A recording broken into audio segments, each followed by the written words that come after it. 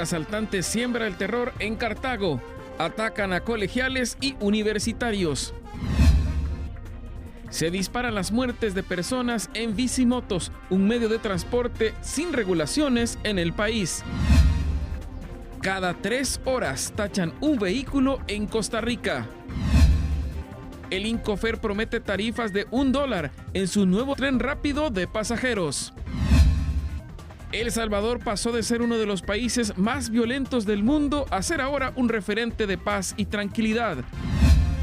La CL espera a Manfred Ugalde. Llegará al país hasta medianoche.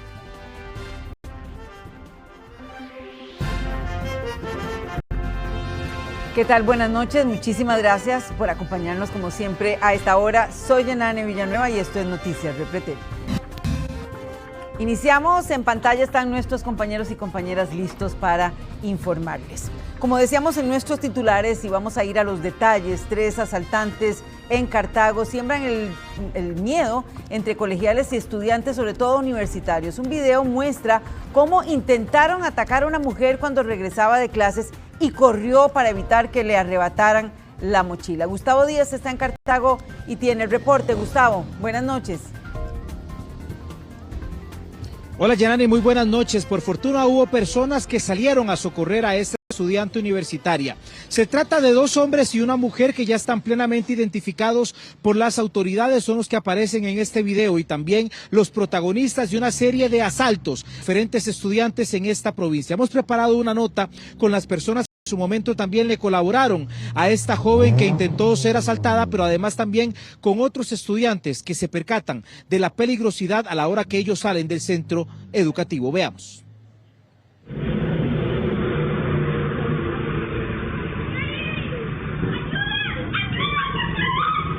Eran las 8:16 de la noche, cuando una estudiante del Instituto Tecnológico se dirigía a su apartamento.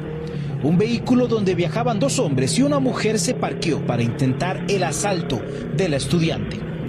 Ella corrió y el plan le salió mal. Los hechos ocurrieron en la carretera de Los Cerrillos, que va de Cartago hacia Aguacaliente. El video lo captó la cámara de una soda. Su propietario comentó a Noticias Repretel lo que sucedió. La acción de la muchacha de correr, de huir, ¿verdad? Fue muy importante, llegó hasta el negocio, que habían clientes, habían repartidores y los empleados, y lograron auxiliar, la verdad, ella pidió ayuda. El grito que se escucha en el video es bastante alto, entonces todos salieron a ver qué era, y acudieron a ayudar a la muchacha. La muchacha sí, lo que logramos escuchar a ella decirnos fue que no era tanto asaltarla, sino como que cree ella que la iban a montar al carro. El OIJ identificó el carro y a los ocupantes que participaron en el asalto. Incluso el mismo trío también ha participado de otros delitos. Las víctimas son por lo general estudiantes universitarios. Que normalmente nosotros los estudiantes de aquí cerca andamos con computadoras, teléfonos, iPad, entre otros muchos dispositivos que son de nuestra vida cotidiana y nos ayudan para la universidad. Entonces podemos perder cosas muy valiosas, dinero de alimento, de alquiler, etcétera. Entonces, la verdad es algo que afecta. Incluso las mujeres son el blanco principal. Bueno, por esta ruta casi nunca se ha visto eso y la verdad lo pone a uno muy inseguro porque no hay tanta seguridad como uno piensa. La verdad es muy impactante porque no solamente a uno como mujer, sino a cualquier ciudadano le pudo haber sucedido esto. ¿La reacción de ella hubiese sido similar en su caso? Sí, hubiera sido similar. La verdad, por dicha, ella contó con suerte que no era una hora muy tarde y que habían varios comercios abiertos. El vehículo se identificó en otros escenarios. Incluso esta fotografía se tomó posterior a un asalto en el mismo carro. La policía tiene identificados a los sospechosos y serían vecinos del proyecto Manuel de Jesús Jiménez. Pero no cualquiera sale a ayudar, cualquiera no se expone. En varios lugares le pudieron haber negado la ayuda. Y también que, bueno, muchas personas del mismo miedo se hubiesen frisado, como uno dice, y entregar todo. En lo que va del año, en la provincia de Cartago se han registrado 510 asaltos y de ellos, en el Cantón Central, 292 de estos delitos. Bien, precisamente en otros temas de índole sucesil, ¿cuáles fueron los artículos que intentaba robarse un hombre a la hora después de haber apuñalado a quien le brindó techo en el sector de Pocora de Guásimo? Esto lo vamos a ver en la siguiente nota porque ha conmocionado muchísimo a ese sector del cantón de Guásimo. Veamos. El sospechoso es un hombre de apellido Álvarez, de 24 años. Ese es el momento en donde lo sacan de la delegación para trasladarlo a los tribunales de Pocosí. Lo señalan por la muerte de Garvin Andrei Pirjain, de 36 años, por un aparente robo en Pocora de Guásimo. Noticias Repretel tuvo acceso a las pertenencias decomisadas a Álvarez. Se trata de una computadora, un teléfono celular, 2 máquinas de cortar pelo, unos audífonos y un parlante pequeño. Elementos que se tomaron como evidencia ante el crimen a puñaladas y donde la víctima salió caminando a pedir ayuda. Rápido, cuando yo salí de la puerta lo vi donde él iba herido, como para la pulpería, que fue donde él se metió a pedir ayuda. Pero cuando usted lo ve pasar y él iba herido, ¿en qué condición iba él? Mal, él iba bañado en sangre, todo de pies a cabeza, todo, la camisa, los pies, empezó él a caminar empapado en sangre y yo empecé a gritar, de donde yo lo vi hasta donde él se metió, empecé a gritar que lo ayudaran y que lo ayudaran. A Garvin lo atendieron en un local hasta donde llegó. Ya está herido, estaba aquí, en esa parte estaba herido aquí, estaba en la pierna y en la espalda, y entra pidiendo auxilio, y me lo venían persiguiendo el otro muchacho. Yo tuve que cerrar la pulpería y todo, para que no lo hiriera más, ¿verdad? Pero sí. Y ahí al rato salió el otro muchacho que pretendía llevarse el bolso de él. Sí, yo tuve que cerrar porque iba a entrar, al parecer iba a entrar. Y en eso llegó la patrulla y todos gritamos que era él y lo detuvieron. Incluso los mismos vecinos se las ingeniaron para llevarlo a la clínica de Pocora. Allí lo declararon muerto. De hecho, él salió pidiendo ayuda de varios vecinos ahí, pero nadie se percató de qué era. Ya cuando llegó la policía, que ya veía el otro, ya tirado un puñal y estaba en la pulpería herido, ya. De hecho vamos a ver qué, y ya él se está desangrando, ¿ya? Entonces de hecho agarré el carro y lo fuimos y lo dejamos a la clínica porque estaban los policías, porque habían llamado a la policía. Garvin era vecino de Germania de Siquirres, le había dado posada al sospechoso desde hace varios días. No tengo palabras, no hay una forma de describirlo, porque el que le quita la vida a otra persona y más él era mi hijo, entonces también me ha pegado estacadas en mi corazón, y no solo en el mío, en el de las amistades de él y mi familia, mi esposo, que crió a ese hijo con tanto esfuerzo. Al sospechoso lo acusan de homicidio y también de robo agravado. A esta fecha son 592 los homicidios que registra el país, una cifra muy lamentable y que también se acrecenta con hechos como este que ocurrió en Pocora de Guásimo. El reporte a esta hora de Gustavo Díaz Parrales para Noticias Repretel. Muchísimas gracias, Gustavo, por el informe. Vamos con más datos, pero de otra problemática. Alrededor de 200 personas al año mueren en nuestro país por accidentes en bicimotos o bicicletas asistidas, mientras su uso sigue sin reglamentación. Andrés Ramírez tiene el reporte. Andrés, adelante.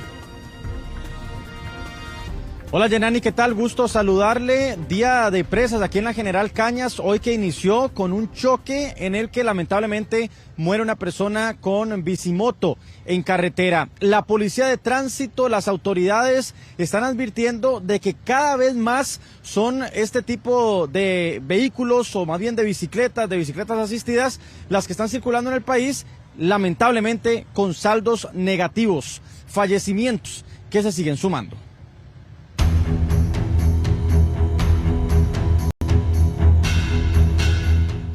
como la moto es más económica y todavía esta no pagan, ¿verdad? No pagan marchamo ni...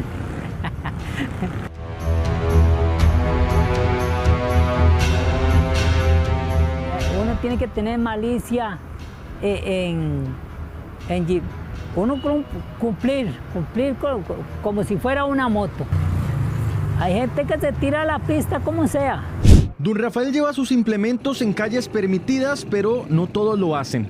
El caso más reciente se presentó este martes en la mañana en la autopista General Cañas. El país registra una explosión de muertes en bicimotos y bicicletas asistidas y la proyección hacia final del año es poco alentadora. Solamente el año anterior murieron 855 personas en accidentes de tránsito o producto de ellos, el tercer registro más alto de la historia. Todos ellos, al menos 200, tendrían relación con una bicimoto o bicicleta asistida, según estadísticas del organismo de investigación judicial.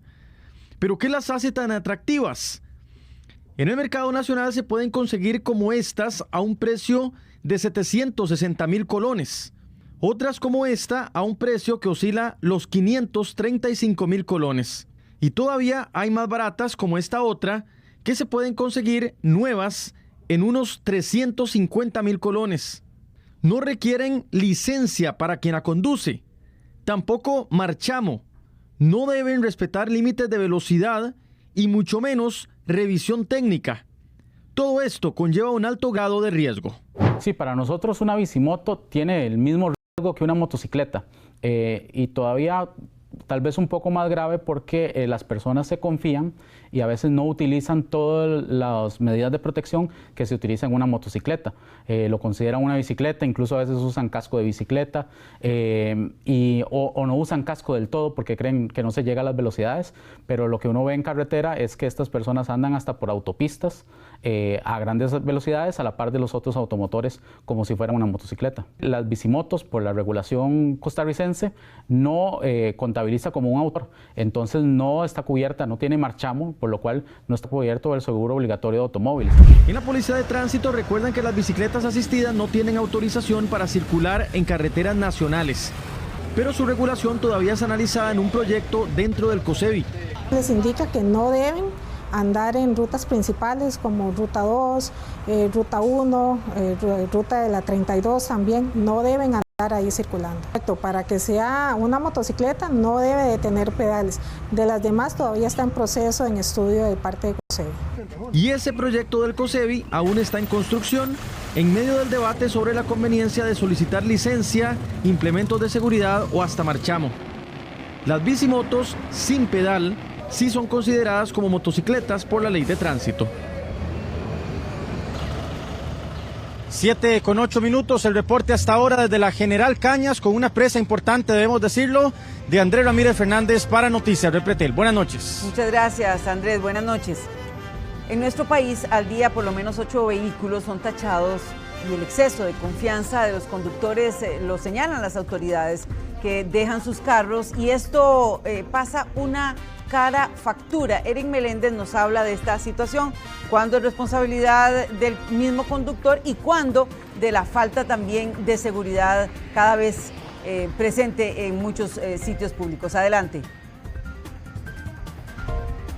Yanane, muy buenas noches. Precisamente cada 3 horas un vehículo es tachado en nuestro país. Estamos hablando de que estos grupos delictivos atacan con varias personas. Lugares solos, por ejemplo, acá en La Sabana son los lugares favoritos para cometer estos hechos delictivos.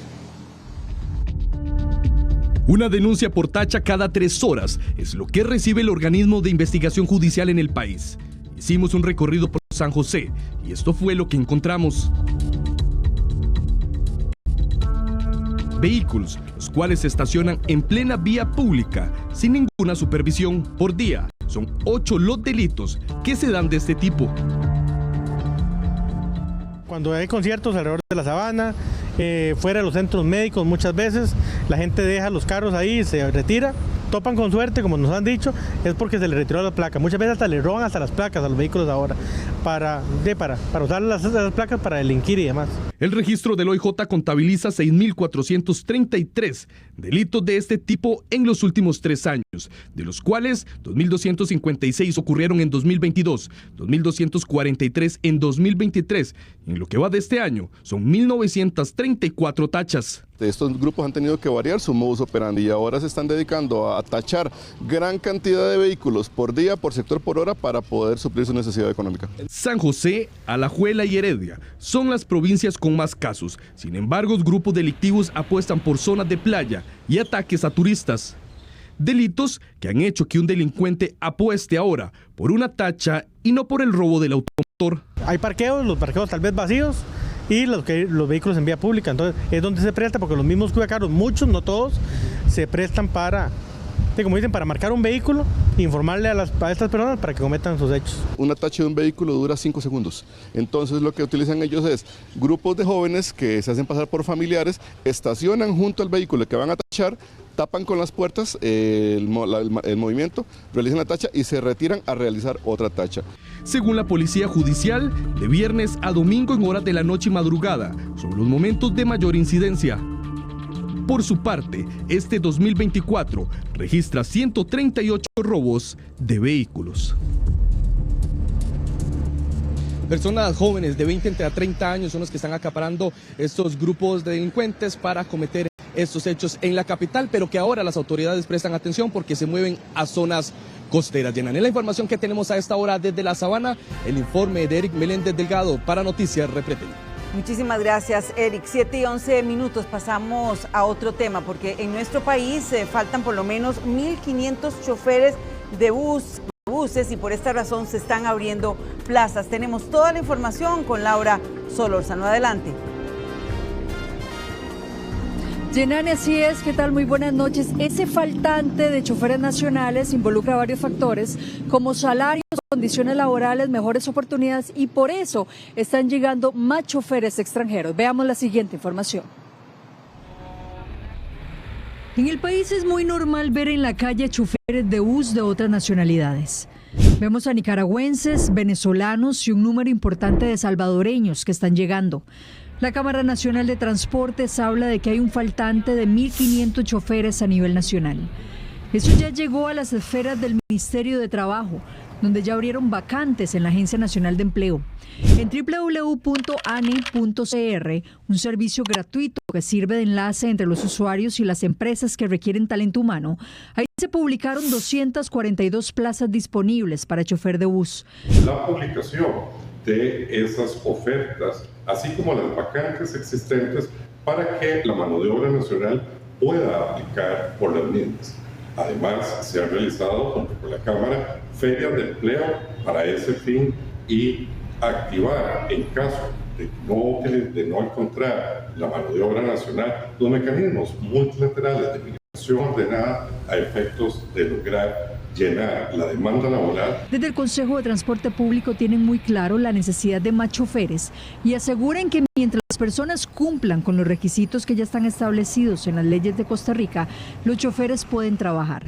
Deben tener licencia extranjera vigente y en buen estado, documento de identidad también vigente o en trámite como residencia permanente o temporal, permiso laboral o carnet de solicitud de refugio. Se les tiene que dar un código de conductor a cada conductor en lo que son rutas regulares y un requisito indispensable es que tenga la licencia. Entonces, sea costarricense o sea extranjero, tiene que cumplir con esas disposiciones. Ya el hecho que vengan conductores extranjeros al país es porque cumplen todas estas disposiciones. Nos encontramos a don Juan Bautista, es nicaragüense y desde 1992 es chofer de bus.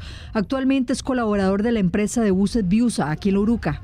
El problema es que nadie quiere manejar, porque todo el mundo quiere trabajar 8 horas y cuando le pagan las 8 horas no le sirve porque apenas son 13,000 pesos y si viaja en moto, viaja en carro, apenas le da para la gasolina para viajar y si come, sale sin nada. El problema es que la hora es muy barata pagada porque apenas la ganamos a 1.900 y algo. El trámite para sacar la licencia en Costa Rica no es tan sencillo, hay plazos importantes. La convivencia con los choferes extranjeros es buena en la mayoría de los lugares. Los nacionales aseguran que entienden la problemática y que sí es necesario darles trabajo. Nosotros tratamos de acoplarlos mucho a lo que es la conducción acá en Costa Rica y ellos son muy llevaderos, nos llevamos muy bien con ellos y nosotros tratamos de hacer lo más posible un buen ambiente laboral. Esos choferes extranjeros, cuando ya pueden trabajar legalmente, tienen acceso a capacitaciones que brinda el Estado y la empresa privada. Si cumplen con el requisito, cualquier conductor que cumpla con requisitos puede participar. Y sí tenemos muchos extranjeros. La llegada de las plataformas digitales es una causa del por qué no se llenan las vacantes. Los nacionales ganan más dinero y tienen horarios más flexibles. El faltante de choferes no es un tema nuevo, pero sí va en aumento. Bueno, ¿y será que veremos más choferes extranjeros en las calles? Bueno, hay más de 200 plazas vacantes disponibles en el Ministerio de Trabajo. Este es un informe de Laura Solórzano para Noticias Repretel.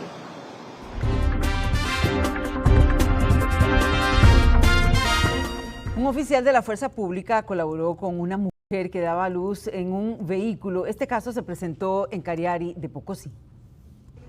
El oficial Gabriel Sequeira participaba de un retén policial cuando fue informado de que una mujer estaba a punto de dar a luz, por lo que acudió a colaborar, pero terminó siendo ese ángel de la guarda para una bebita a la que ayudó a nacer, dándole todo el soporte a la madre que estaba en la parte trasera de un vehículo.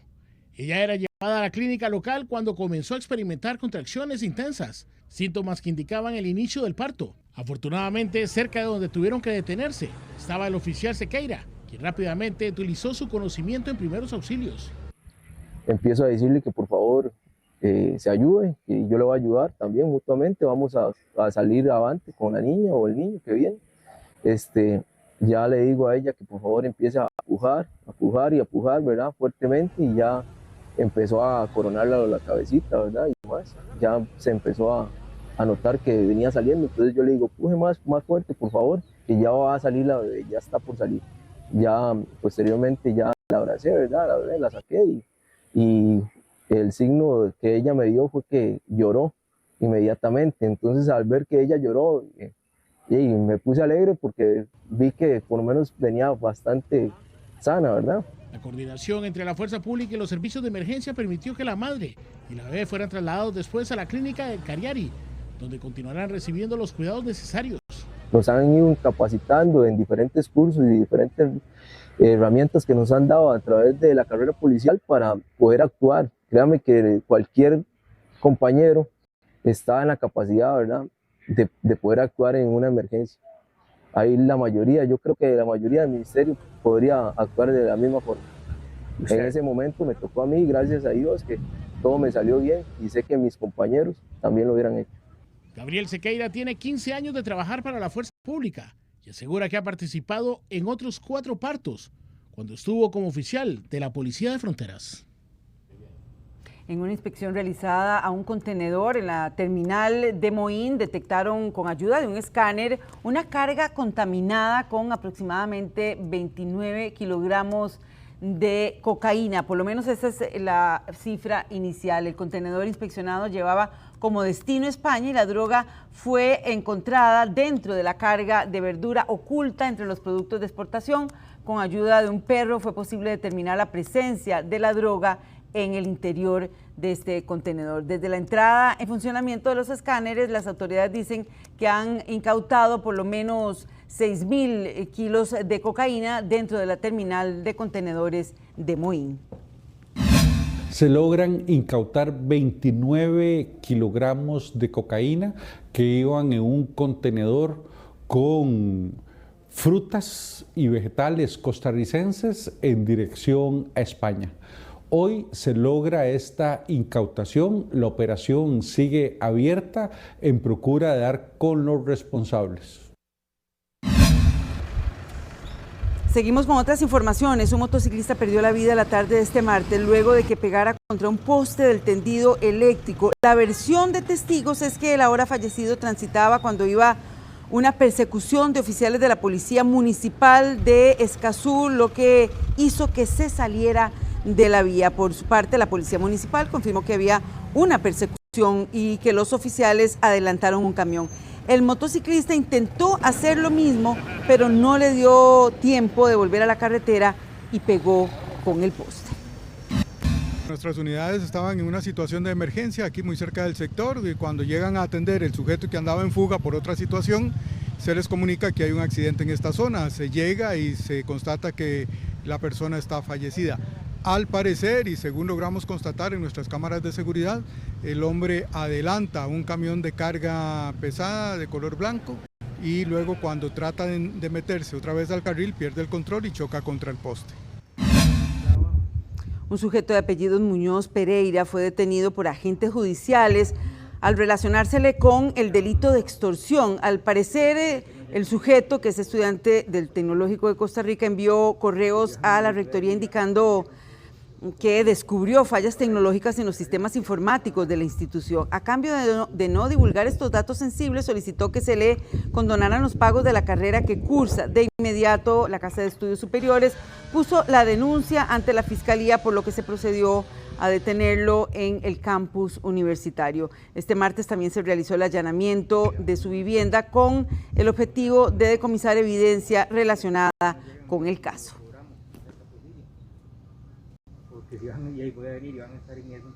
Y también este martes el OIJ y la Fiscalía intervinieron el AIA para establecer responsabilidades por la contaminación del agua. Según las autoridades, se dio un aviso tardío que generó daños en la salud de unas 30 personas. Las oficinas centrales del AIA, así como la planta potabilizadora de Guadalupe, fueron el escenario de 3 allanamientos durante este martes. La Fiscalía Agrario Ambiental y el organismo de investigación judicial tenían como objetivo la recolección de prueba que permitiera conocer el por qué no se dio el aviso de contaminación del agua, pese a que funcionarios en apariencia lo sabían.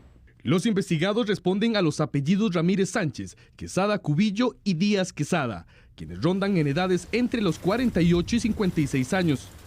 Tan es así que desde el 3 de mayo envié al organismo de investigación judicial, sin necesidad de que me lo pidieran, un informe técnico exhaustivo detallado de más de 650 páginas, esto con el propósito de colaborar plenamente con la investigación y con la firme esperanza de que se identifiquen a los responsables de la contaminación.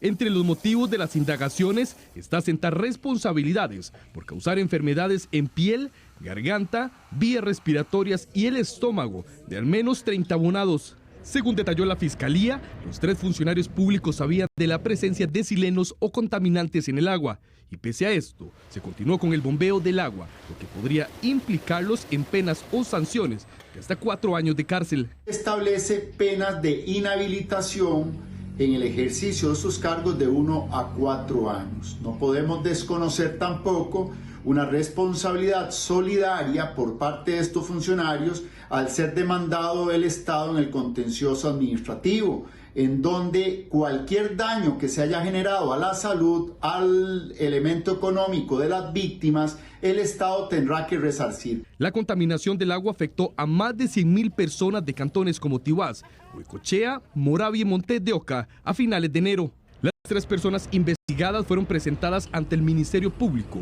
donde se analiza el aparente delito o daño a la salud pública.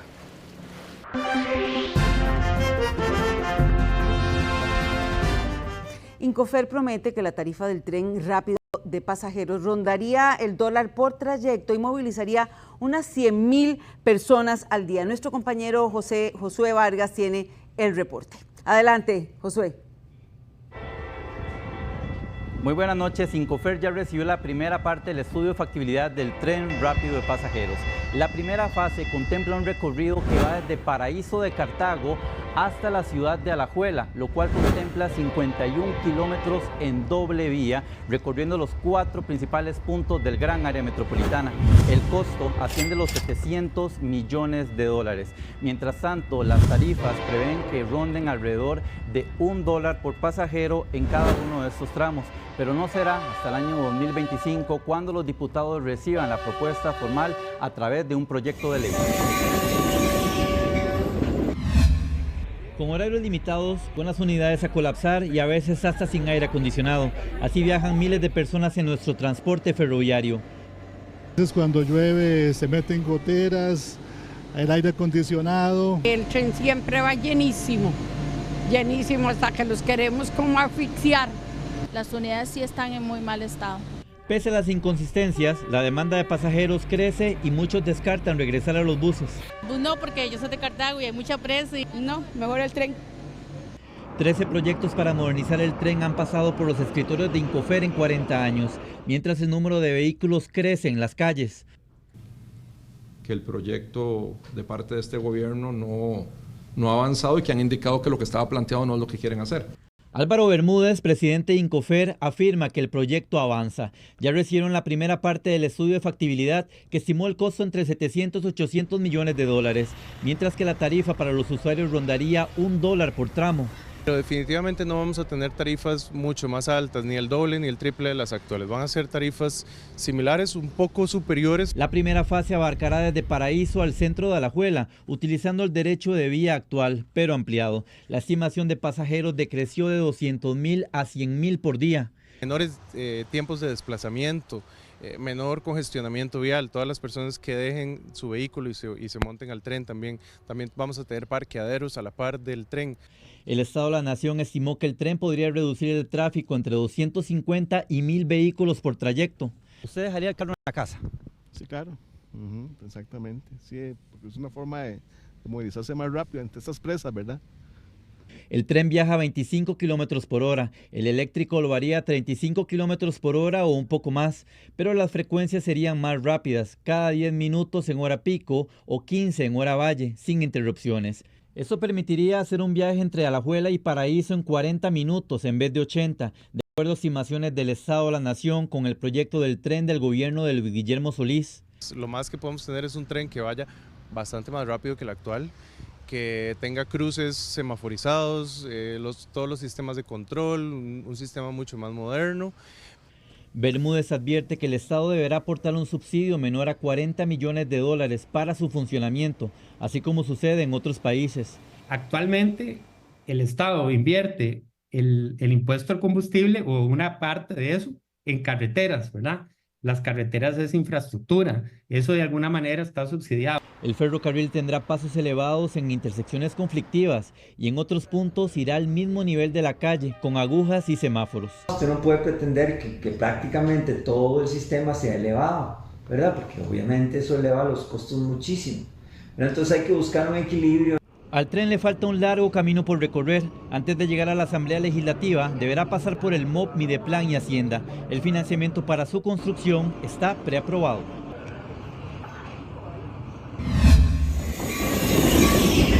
El tren rápido de pasajeros funcionaría los 7 días a la semana de manera continua. Se prevé que las frecuencias sean cada 10 minutos en hora pico. Seguimos con más en Noticias Repretel. Buenas noches. Muchísimas gracias, Josué. Vamos a hacer una pausa comercial y regresamos.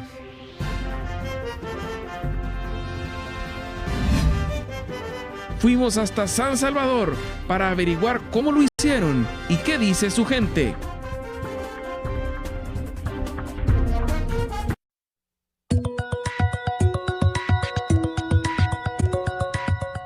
y 30 minutos, en cualquier momento vamos a tener la señal en vivo de la Junta de Protección Social. Contarles, bueno, que los chanceros reportan una venta fría de chances también de lotería, y esto que tenemos un premio ya muy jugoso de 1.500 millones de colones en el acumulado, así que vamos a escuchar 7:30, como les decía, y ya tenemos la señal. Adelante. Las 2 bolitas, en caso de no obtener el premio, le sumamos 25 millones a cada una de ellas para el próximo sorteo, que será el día viernes. Fiscalizan estos sorteos el licenciado Carlos Miranda Jiménez en representación de la Gerencia General, la licenciada Ileana Sánchez Romero en representación de la Gerencia de Producción y de Comercialización, y la licenciada María Cascante Arias en representación de la Gerencia de Operaciones. De inmediato procedemos a verificar cada uno de los selectores. Iniciamos con el selector de las series. Selector libre. Verificamos en este momento el selector de los números. Selector libre. Bien, presten mucha atención porque en este momento sacamos serie y número del primer premio de esta noche de 80 millones de colones por emisión.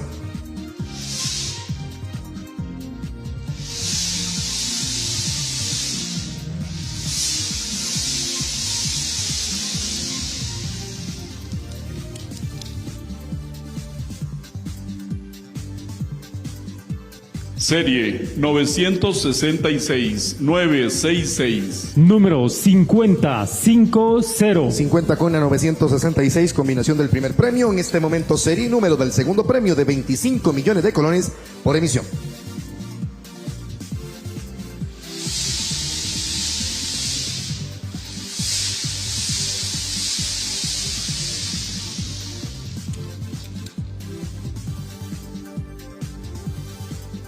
Serie 446-446. Número 0808. 08 con la 446, el segundo premio. Y en este momento, serie y número del tercer premio de 7 millones de colones por emisión.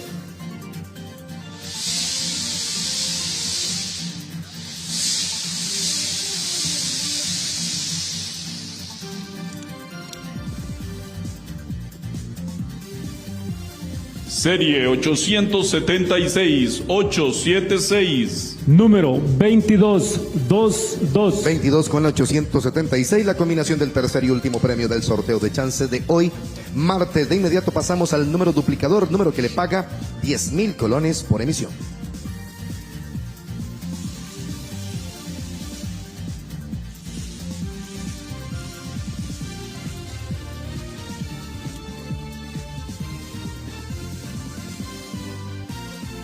Número 4040. 40 es el número duplicador esta noche. En pantalla tenemos los resultados. El primer premio, el número 50 con la serie 966. El segundo premio, el número 08 con la serie 446. Y el tercer premio, el número 22 con la serie 876. Y tenemos el número duplicador, el 40, es martes, paga 10.000 colones por emisión. El Salvador pasó de ser uno de los países más peligrosos del mundo, tomado por las pandillas, a ser citado como referente en la seguridad de la región. Noticias Repretel viajó a este país para constatar los cambios y los pendientes. Se lo vamos a mostrar en un reportaje especial. Hoy El Salvador respira un nuevo aire, pero hace unos años fue considerado como uno de los países más peligrosos del mundo. ¡Abre la puerta, la policía! Antes era peligroso andar aquí, todos los hombres que están presos. En el 2015 llegó a más de 6.000 asesinatos y a una tasa de homicidios de 104 por cada 100.000 habitantes, solo comparable con países en guerra. Hoy, luego de décadas de conflictos armados y lucha contra las pandillas, los salvadoreños por fin saborean la paz. Hay menos robos, menos violencia, menos acoso. Las salvadoreñas hoy lucen tranquilas su cabello teñido. Antes, usarlo rojo o rubio era un riesgo. Teñir pelo solo lo podían hacer las mujeres que eran esposas o cónyuges de los pandilleros. Hasta ponerse cierto tipo de zapatos era peligroso. Por años el país estuvo dominado por pandillas. La Mara Salvatrucha o 13 y la Mara Barrio 18 se distinguían por usar un tipo de calzado específico. Las noches también ahora son muy diferentes. Son las 8 de la noche y estamos caminando en este momento en el centro histórico de San Salvador. Hace unos años esto era prácticamente imposible y sumamente peligroso. No solo asaltaban, se asesinaban, o sea, lo más cruel, ¿verdad? Entonces desaparecían personas. Pero el cambio más drástico se vive acá, con una sola entrada y una sola salida. Ingresar a la Campanera fue por muchos años casi una sentencia de muerte. Noticias Repretel vino hasta la Campanera, el que fue considerado el barrio más peligroso de todo El Salvador y que era también el hogar de la peligrosa pandilla M18. Había muertos, violaciones, robos, de todo un poquito. Carlos García perdió a su hermana. Yo por eso sentía temor y odio también por ellos, pero dije yo, Señor, quítame este odio. Francisco Ayala aprendió a vivir en medio de amenazas. Porque no se podía andar. Yo les cubría las espaldas cuanto pude, porque si miraba a la policía, me hubieran matado. En el que fue el barrio más temido de El Salvador, el comercio aumentó, los colores decoran las paredes y hasta volvieron a disfrutar de ricas comidas sin miedo. También ahora abundan las casas vacías, las que en su momento fueron de pandilleros. Más del 90% del territorio nacional era controlado por estas organizaciones criminales. Ellos tenían territorio, tenían más de 6 millones de salvadoreños sometidos, eran los que impartían justicia. Pero ¿cómo lograron este cambio? Desde hace más de 2 años el país está en el llamado régimen de excepción, en el que se suspendieron derechos fundamentales como el contar con un abogado en caso de una detención o la privacidad en las comunicaciones. En los últimos años hicieron reformas al Código Penal y elevaron las penas para los involucrados con las pandillas. Donde no tenemos ningún tipo de compasión ni ningún tipo de piedad contra todas estas organizaciones internacionales, regionales o nacionales que anden transando con ese veneno de valentía, de coraje, de tomar decisiones diferentes a lo que se había venido manejando en materia de seguridad. En el 2023 construyeron una megacárcel con capacidad para 40.000 presos, en la cual están prohibidas las visitas, deben comer con las manos y tienen celdas de castigo en las que no entra la luz. Algunas organizaciones de derechos humanos critican las duras medidas, pero gran parte de la población lo respalda. Gracias a Dios primero y después al presidente. Esta seguridad que estamos viviendo, pues no la habíamos vivido desde hace unos 40 años. La popularidad del presidente Nayib Bukele está por las nubes, pero aún hay pendientes como el gran congestionamiento vial, los problemas de basura y la pobreza. Hay bastante pobreza aquí en El Salvador, así es que aunque sea un viene a rebuscarse en cada para la comidita. El cambio es claro, en agosto del 2015 registraron 907 homicidios y para agosto de este año la cifra llega solo a 18. Hoy el llamado pulgarcito de América se divide entre la modernidad y el pasado, entre los duros recuerdos y la esperanza del cambio. Y seguimos con otras informaciones. Las lluvias que se presentaron esta tarde sorprendieron a los vecinos, sobre todo a los vecinos de Heredia. En 15 minutos aproximadamente, algunas alcantarillas, bueno, como suele suceder, quedaron repletas, esto en el centro, y colapsaron, se desbordaron, lo que complicó el paso sobre todo de los peatones. Solo en agosto ya suman más de 400 incidentes por inundaciones. El Instituto Meteorológico Nacional proyecta un patrón típico de estación lluviosa para la segunda mitad de semana. Se esperan algunos aguaceros aislados con tormenta en el Valle Central, principalmente al oeste y al norte, así como en la vertiente del Pacífico durante las tardes y primeras horas de la noche. Expertos consultados por Noticias Repretel insisten en que se mantiene el monitoreo sobre la onda tropical número 29 que ingresaría a territorio nacional este jueves. Esperamos que nos afecte como una onda normal, digamos que refuerce las lluvias principalmente entre jueves y viernes, pero de convertirse en ciclón tropical ya lo estaría haciendo muy lejos de nosotros y no tendría prácticamente una afectación sobre nuestro país. Un promedio de 5 ciclones por mes es lo que proyecta el Instituto Meteorológico Nacional. Precisamente veíamos parte de la información para septiembre, octubre y noviembre. Septiembre, octubre y noviembre serán meses donde predominará la formación de ciclones tropicales. Un promedio de 5 fenómenos de este tipo por mes es lo que proyecta el Instituto Meteorológico Nacional, aunque de momento se desconoce cuántos de estos podrían afectar directamente a Costa Rica. Está quedando lo peor para el final, porque llevamos apenas 5 fenómenos, 5 ciclones en la cuenca del Océano Atlántico, y el pronóstico es que supere incluso los 20. Entonces, ¿qué quiere decir? Que faltan 15 en desarrollarse, y esos 15 se desarrollarían en estos próximos 3 meses, septiembre, octubre y noviembre. Esta temporada de ciclones arrancó el pasado 1 de junio y se extenderá hasta el 30 de noviembre. Por otro lado, se espera que a partir de la próxima semana se dé un reforzamiento del patrón lluvioso. Tendremos estos próximos meses, incluso septiembre o la segunda mitad de septiembre, con condiciones extraordinariamente lluviosas. Ya hemos visto algunos efectos de condiciones que son meramente locales o el paso de ondas que han creado impactos. Con el objetivo de hacerle frente a este escenario, las autoridades de primera respuesta ya están preparadas para atender las emergencias que se presenten. Por ejemplo, la Comisión Nacional de Emergencias anunció el reabastecimiento de las 67 bodegas municipales, regionales, modulares y central. Durante este año ya se contabilizan 2.272 incidentes por inundación.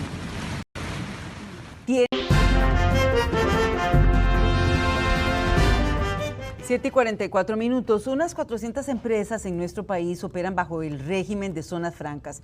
El ministro de Comercio Exterior asegura que ya hay empresas de 3 continentes interesadas en invertir en Costa Rica. Génesis Castillo nos da el reporte. Adelante, Génesis. Hola, ¿qué tal? Muy buenas noches. Y desde el Ministerio de Comercio Exterior aseguran que ya hay varias empresas, tanto grandes como pequeñas, interesadas en invertir en nuestro país en la industria de semiconductores. Recordemos que el gobierno de los Estados Unidos invirtió aproximadamente $14 millones en Costa Rica y también en otros países para que se forme el talento humano. Se estima que en los próximos años se esté generando nuevos empleos. Semiconductores es una industria que crece rápido, ya que es la fabricación de chips que son necesarios para que funcionen los aparatos tecnológicos que usamos día a día.